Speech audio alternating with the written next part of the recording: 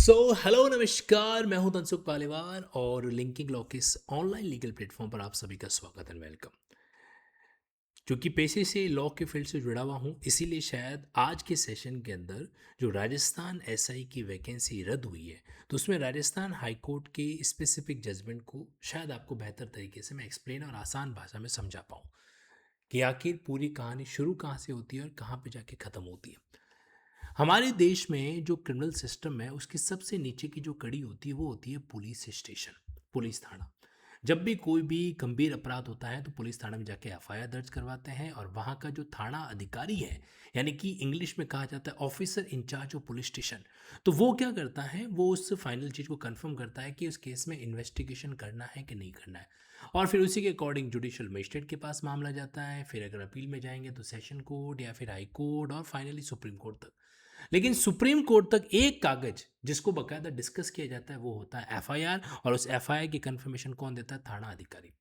अब यहाँ पे सोचने वाली बात यह है कि ऐसे थाना अधिकारी के पदों के लिए जो वैकेंसी निकाली गई थी सब इंस्पेक्टर, क्योंकि जनरली हर थाने में जो थाना अधिकारी का चार्ज है वो एसआई रैंक के पर्सन को दिया जाता है। ठीक। तो 2021 में राजस्थान सरकार ने क्या किया, 859 वैकेंसी निकाली एसआई के पदों के लिए, और उस वैकेंसी का एग्ज़ाम करवाया गया दिसंबर 2021 के अंदर, और उस फिर का फाइनल रिजल्ट वगैरह है जो भी आया।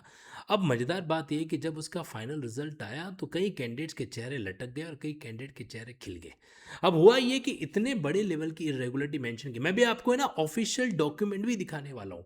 आप स्क्रीन पर जो देख पा रहे हैं ये राजस्थान हाईकोर्ट की सिंगल बेंच का वो ऑर्डर है जिसको फाइनली कंफर्म किया गया डिविजनल बेंच के द्वारा। डिविजनल बेंच का ऑर्डर आज दिनांक यानी कि 4 अप्रैल, जिस मैं ये वीडियो बना रहा हूँ तब तक ये अपलोड नहीं किया गया था, वरना मैं वो ऑर्डर भी आपको जरूर दिखाता। लेकिन उस डिविजनल बेंच के ऑर्डर में और कुछ नहीं, उसी सिंगल बेंच के ऑर्डर को कंफर्म किया गया है, सिर्फ थोड़े चेंजेस जिसमें किए गए, जैसे पर्सनल कमेंट्स हटा दिए गए। तो देखो इन्होंने इस तरीके से बात कही, मतलब बाकायदा ऑर्डर में लिखा गया कि घर का भेदी लंका ढाए, यानी कि आरपीएससी की खुल के जो धज्जियां उड़ाने का जो काम है ना वो हाईकोर्ट ने अपने जजमेंट के अंदर किया। जुडिशरी कई जगह पे प्रोटेक्टर का काम है जो करती है। आप लोगों को जान के आश्चर्य होगा कि एक ऐसा एग्जाम जिसके अंदर आरएस लेवल के बंदे किसी दूसरे एसआई कैंडिडेट्स के लिए डमी कैंडिडेट्स बन के बैठे क्योंकि उनको 8 लाख रुपए का ऑफर दिया जा रहा है, ऐसे आरोप भी हैं जो लगे। आरोप इस बात के भी लगे कि सिर्फ एग्जाम डिविजनल हेडक्वार्टर पे होना था तो 4 नए जिलों को आपने एग्जाम सेंटर क्यों बनाया।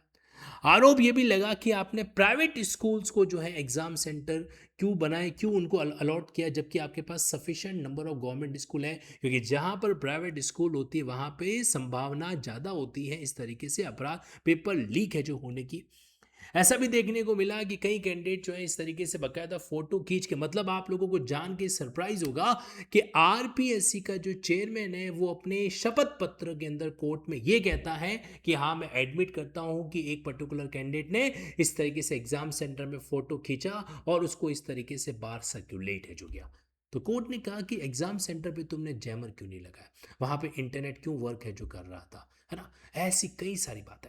अब बाकी बातें मैं आपको हाई कोर्ट के उस ऑफिशियल ऑर्डर के जरिए बताता हूं ताकि आप पूरी की पूरी बात को बढ़िया तरीके से ऑब्जर्व जो कर सकें और समझ सकें। तो यहां पर आपके सामने स्क्रीन पर देखिए और ऑब्जर्व कीजिए, छोटा सा सेशन है, सारी बातें आपको समझाने का यहाँ पे प्रयास है जो करूंगा। वैसे तो लिंकिंग लॉ जाना जाता है जुडिशियल एग्जाम और एडवोकेसी गाइडेंस प्रोग्राम को बेहतरीन तरीके से डील करने के लिए, लेकिन जब इस तरह का लीगल मैटर सामने आता है तो मुझे ऐसा लगता है कि लॉ के स्टूडेंट के साथ साथ जनरल स्टूडेंट के लिए भी पूरी जानकारी जरूरी है कि कोर्ट ने आखिर कहा क्या। तो अगर आप स्क्रीन पर देख पा रहे हैं तो यहां पर ये हुआ कि कैलाश चंद्र शर्मा कई सारी पिटीशन, मतलब शुरुआत के न जाने कितने सारे पेजेस तो अलग अलग पिटीशन के नाम से ही भर जाते हैं। मैं यहां पर आपको सीधा डायरेक्टली लेके चलता हूं। टोटल 202 पेज का जजमेंट था। जो ऑर्डर अगस्त 2025 में पास किया गया था वो ऑर्डर आपके कितना था, वो ऑर्डर 202 पेजेस का था।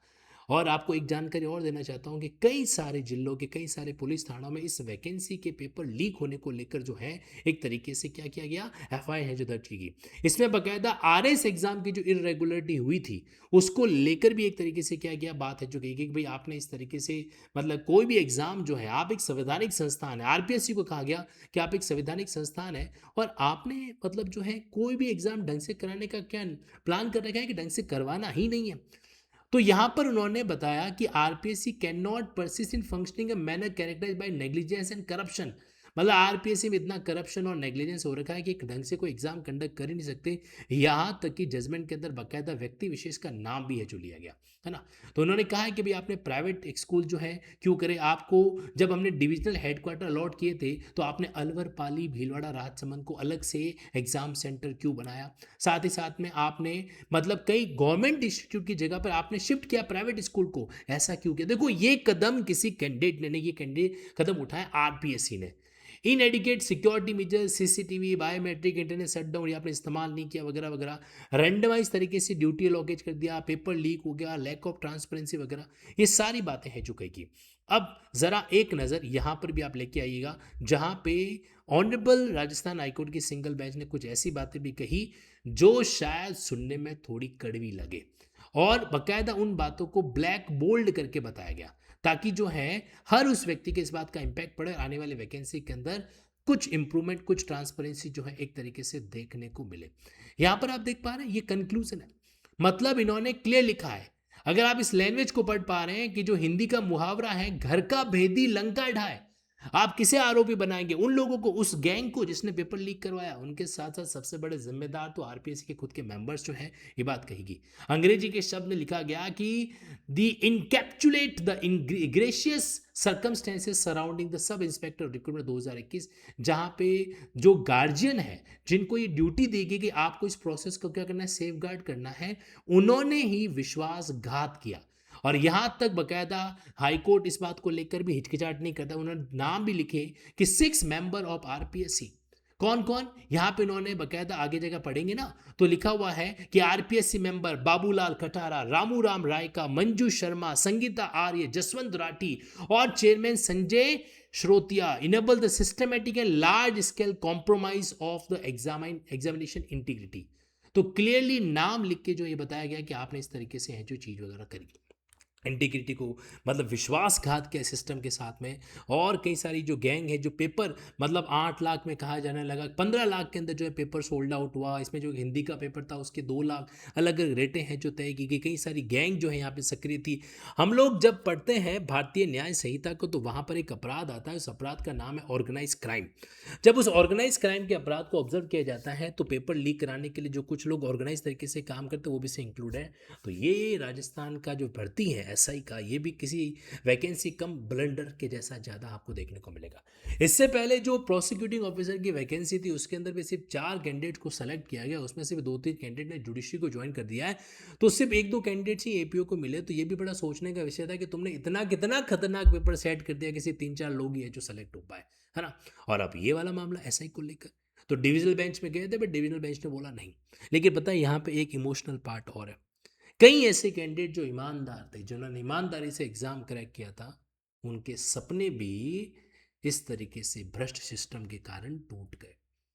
और यहाँ पर ये सोचने वाली बात है, उन कैंडिडेट्स को वापस अपने एग्जाम के लिए तैयारी करनी है।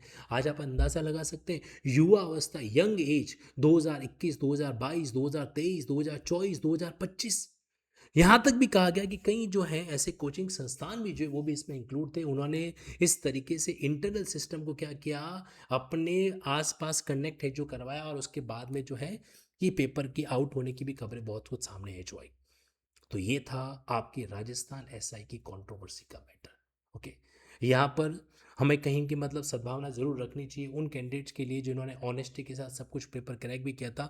लेकिन आप इस बात को मत भूलिएगा कि उन ईमानदार पुलिस वालों से नो डाउट समाज का भला होता, लेकिन जो बेईमान पुलिस वाले सिस्टम में जाते, तो वो जो पुलिस का नारा नहीं है कि ट्रस्ट ट्रस्ट विश्वास रखिए हम आपके रक्षक है वगैरह, उस नारे की पूरी धज्जियां जोड़ जाती। क्योंकि आप मुझे कमेंट बॉक्स में बताइएगा कि जब पेपर खरीद के कोई व्यक्ति अगर सब इंस्पेक्टर बना है तो फिर आगे जाके किस तरीके से पुलिस की ड्यूटी को निभाएगा। क्या वो अपने 10 लाख, 15 लाख, 20 लाख जितने भी पैसे लगे सबसे पहले उसकी वसूली नहीं करेगा? और जब वो वसूली करेगा तो कहा जाता है ना कि भ्रष्टाचार के सिस्टम के अंदर जन्मा कीड़ा भी आगे जाके भ्रष्टाचार ही करता है। शायद यही बात यहाँ पर हमें इस हाईकोर्ट के जजमेंट से देखने को मिलती है। इस वीडियो का सिर्फ और सिर्फ उद्देश्य ये है कि हमें हाईकोर्ट के द्वारा कही की बात को ऑब्जर्व जो करना चाहिए। ये पीडीएफ मैं आप लोगों को लिंकिंग लॉ तनसुख सर जो टेलीग्राम चैनल है वहाँ पे जरूर शेयर करूँगा, ताकि आप इसको अच्छे से ऑब्जर्व करें, रीड आउट है जो करें। तो ये थी खबर Rajasthan sub inspector vacancy, sorry, Rajasthan sub inspector blunder 859 post को कंप्लीट तरीके से आसान वे में समझाने की एक प्रयास था। मैं उम्मीद करता हूं कि इस कहानी को सुनने के बाद में आप कमेंट बॉक्स में अपनी प्रतिक्रिया जरूर अभिव्यक्त जो करेंगे। धन्यवाद। जय हिंद, जय भारत।